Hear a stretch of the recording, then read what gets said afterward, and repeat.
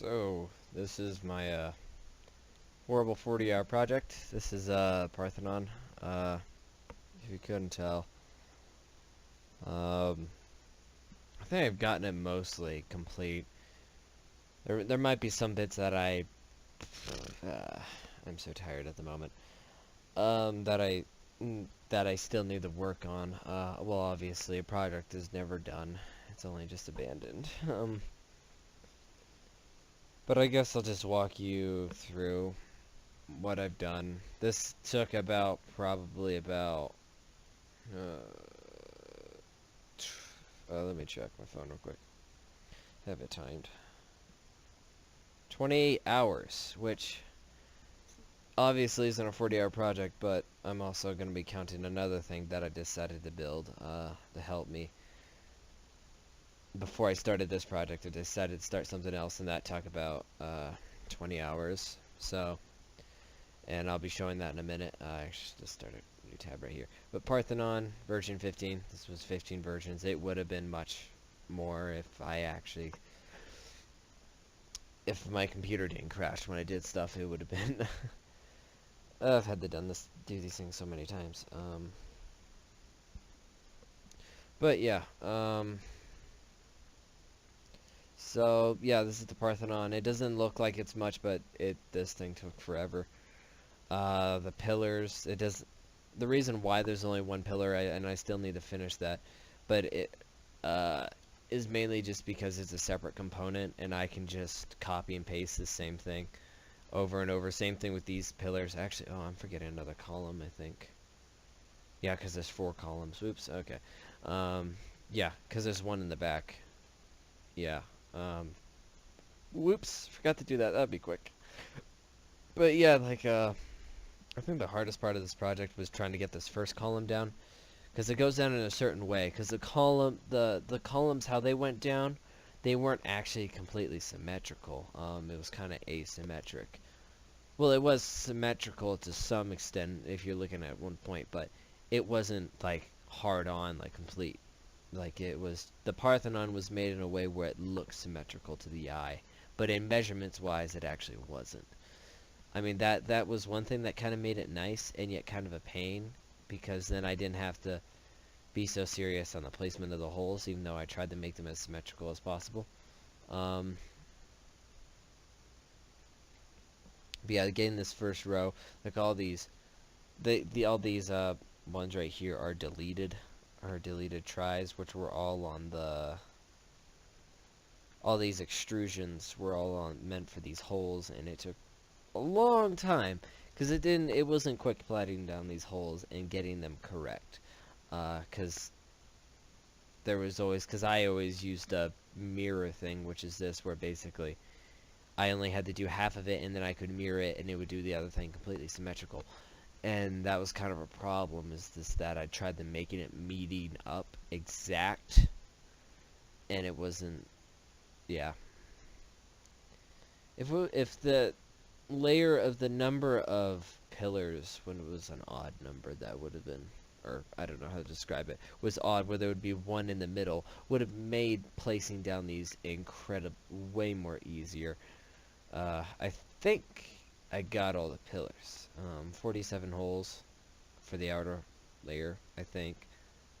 That looks like I'm not going to count. I'm just tired and I don't want to do that. I know I got this area down, right? Because by the time I got these 2 holes down, I found a super handy dandy thing. Which is, yep, I'm missing 4 pillars right there. Which is this image. This image was incredibly useful to use. I didn't discover it until far too late, but the bits that I did not get down, like the walls, oh god, I wouldn't have been able to do that without it. But it's incredibly useful, and it sped things up way more. And I also just used this to get I have everything measured down. My scale is 1 meter equals 3 millimeters, which is kind of small. I'm certainly going to cut this into pieces so that I can print it into larger chunks, so I can, yeah, like I'm just going to make it like a little puzzle piece so they fit together, and they'll generally try to stay together. That's what I'm That's what I'm gonna do, but I'm gonna just do that later. But yeah, I use this just to get the general feeling. I have everything measured out, and it's decently accurate. I wouldn't say this is 100% accurate, but the roof is, yeah. Of course, I'm not able to get any of the freezes because the software that I'm using, Fusion 360, is great for measurements and but I haven't, it's not very good with freeform things, and not to mention I haven't worked with freeform things on this software. It does have it, it's not great at it, but it can do it. But I've never played with it. I've never been too interested. I've always been kind of a close to a numbers guy. I've never been freeform. I like my precise geometric measurements most of the time. But yeah, the base took a couple tries. Most of the time my computer would crash for some reason. So yeah. And one thing I've learned is that you should never do command prompts on your computer and have Fusion 360 on at the same time. Because as soon as you execute one of those command prompts for your computer, it will crash. So my entire computer. So, uh, yeah, that wasn't fun. So yeah. But yeah, I got the yeah, like getting the inner pillars, trying to find information on those is kind of hard.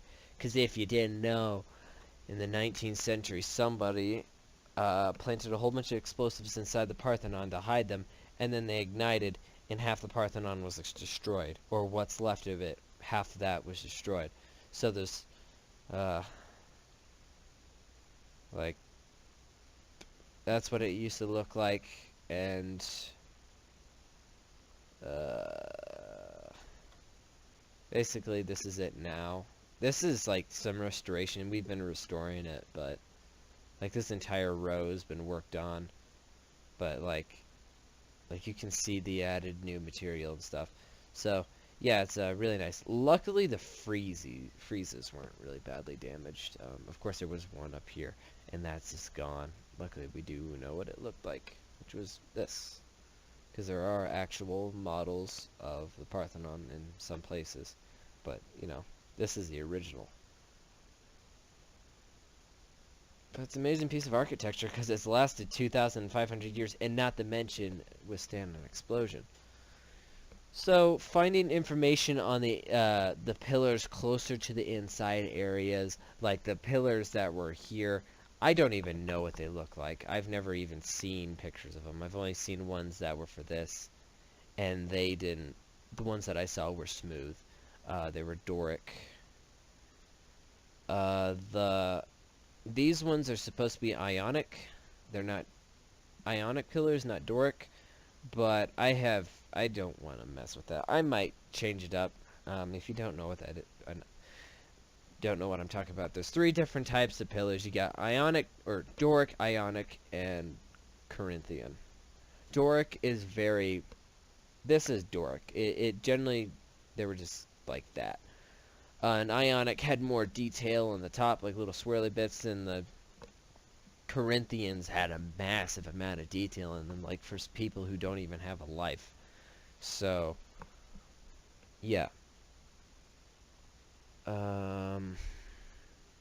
So I might change that. Who knows?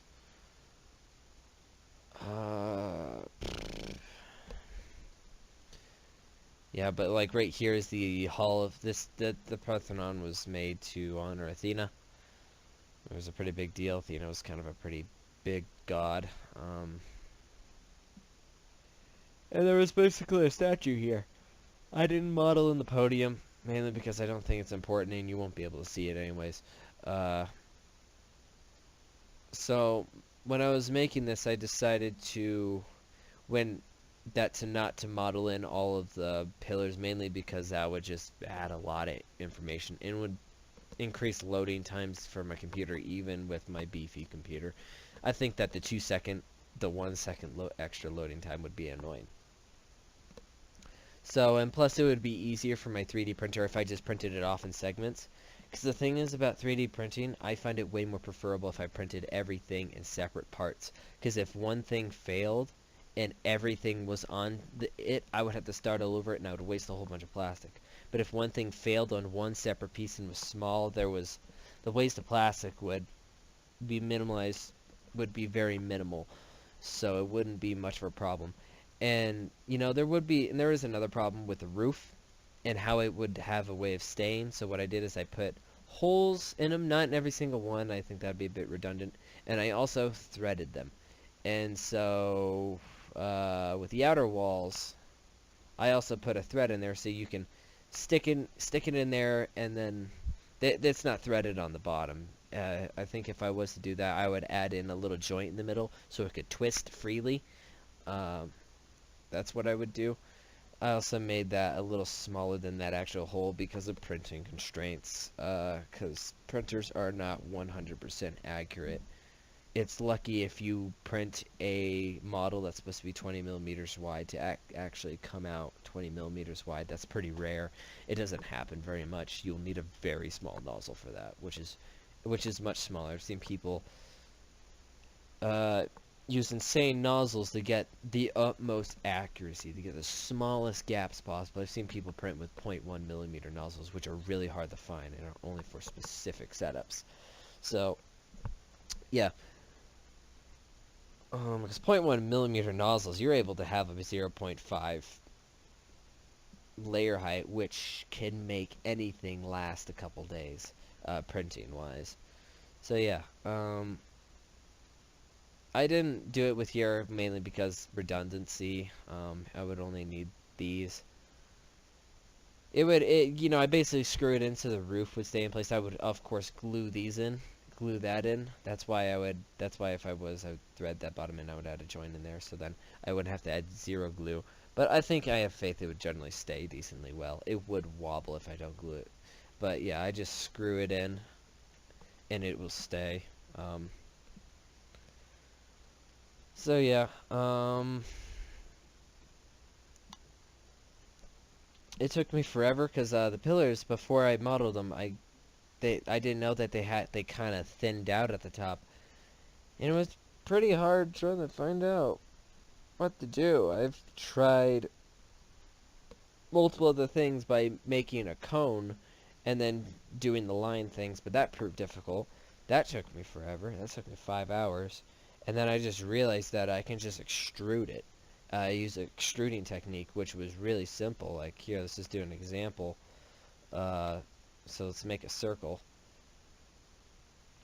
So I'm extruding this, and it's an object now. And what I did for this was I extruded a chunk of that. That's why there's a line there. And then I went into where are you?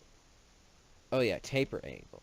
When I start extruding it, I went into taper angle, and I put in -1. And what this does is it makes it slightly smaller the longer you extrude it. So let's just make that -10. Like right there. See, it makes it really simple. So that means when I put in all the detail, I would just have to print it out. And so yeah, it made it super simple. I did something completely different, and it took absolutely forever. I recorded that entire thing, and I basically rage quit it at the end because it looked awful. So yeah, the roof was like the roofing with all the tiling. I don't know if this is correct. There's not much I could find on the roofing. I've seen multiple different types of styles, from something like this to just having shingles like that. I've seen so many different kind of deals. So I don't know what it is. So I think that's kind of something that we don't know. But it looks like it generally was like clay shingles. And I think that would have been kind of hard, so I just decided to do plates like this. I might add in more detail later in the future. So yeah. I don't know how I'll do it, but I will find out somehow. Like I did try to do something like this, but it looked kind of bad, and so I just decided to do the shingles, and that looked so much better. Um, Jeez, I should have just chosen the pyramid. That would have been easy. But yeah, like I don't know if this was actually what it was. I've seen different kind of designs of the area Athena. This is just a model of of it. I don't know if this is. I've seen different kind of representations of what it's supposed to look like. So I'm not gonna go. So I didn't go for this. I mean, if I could, it would have been an easy fix. Um, it would certainly make it cool, but I think it would be really annoying to print out. And yeah, of course, that's the podium, and that's Athena right there, with her all of her armor.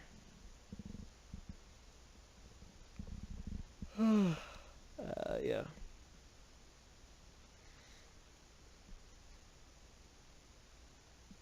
But yeah,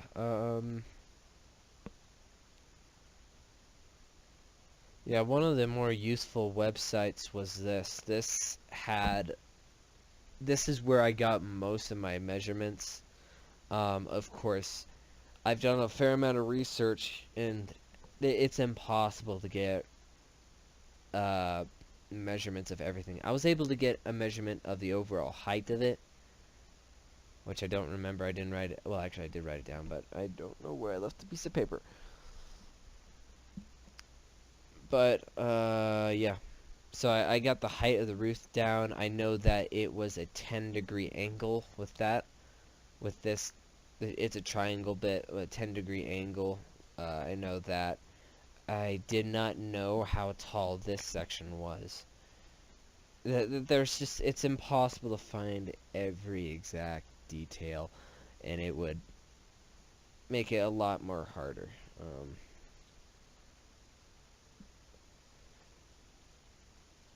Yeah.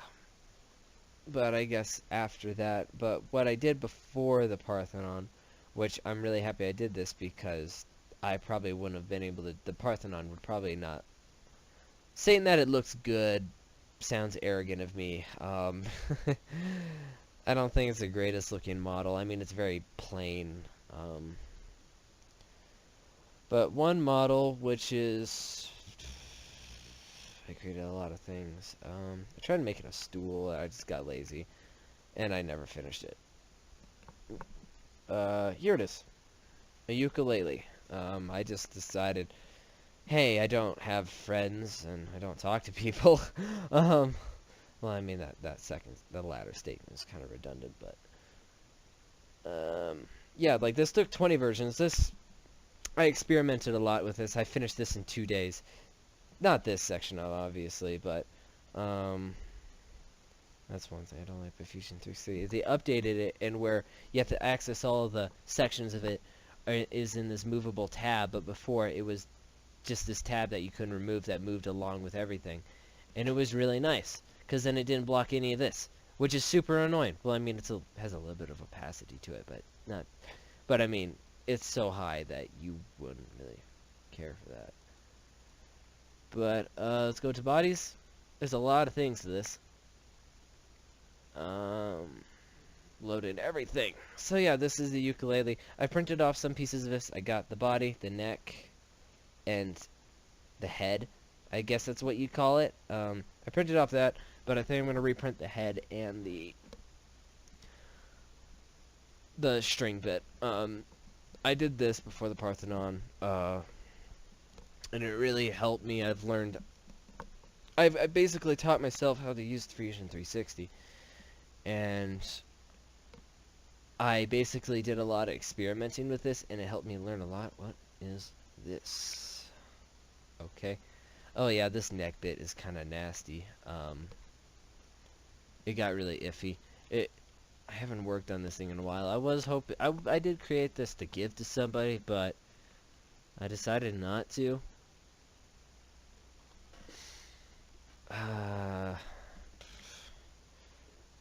But yeah. Like, yeah, here's a hole, like, holes everything. This is supposed to be intended to be played. If it was going to be good or not, I don't know. I don't know if plastic works well. I kind of was looking around on Thingiverse, and I kind of saw this. Let's just go on Thingiverse real quick. I'm trying to print out a SpaceX rocket because it's cool. Specifically the Falcon 9 Heavy, but I completely forgot how to spell ukulele. I used to know. Okay, ukulele. I think that's right. Right? Yeah. Oh, look at that. That's neat. I didn't see that. But this. I saw this off of a Facebook group. And I was like, hey, I bet I could do that. And I was like, hey, I could totally make it for somebody on their birthday and give it to them. And I decided to do that, but since I probably shouldn't do that because having friends is a horrible thing, because then they'll just abandon and stop talking to you, like the person that I was hoping to give that to.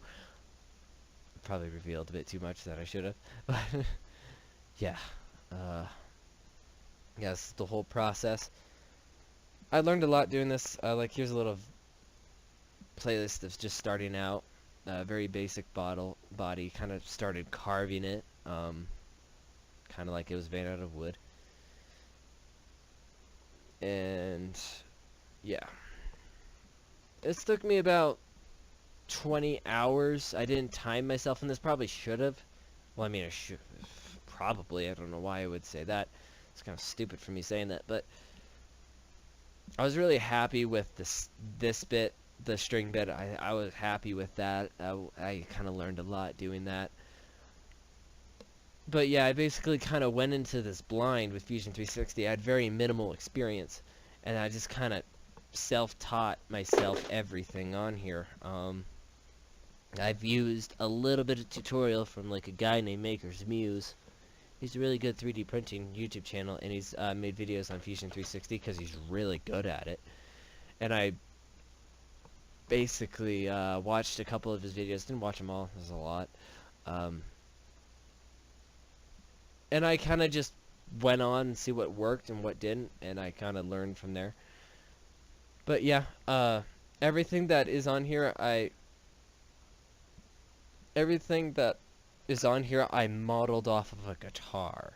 So the fret lengths are all modeled off a guitar. I used very minimal information from the ukulele, just the string length and stuff like that, the very vital stuff. But other than that, because I don't have any representation, any model that I can scale, so I kind of just used my brother's old guitar and not mine because I took it apart a little bit. And yeah, this took I was really happy with this. Of course, I like stayed up 5 o'clock every night making it because it was just so much fun. I've never thought that. Oh yeah, I didn't say this, but designing the Parthenon was fun. I really enjoyed it. I've never thought that designing something like this for nerds and stuff, nerds, was ever going to be this fun. So yeah, but that's all, and I don't want to talk anymore because my voice is hurting. So see ya.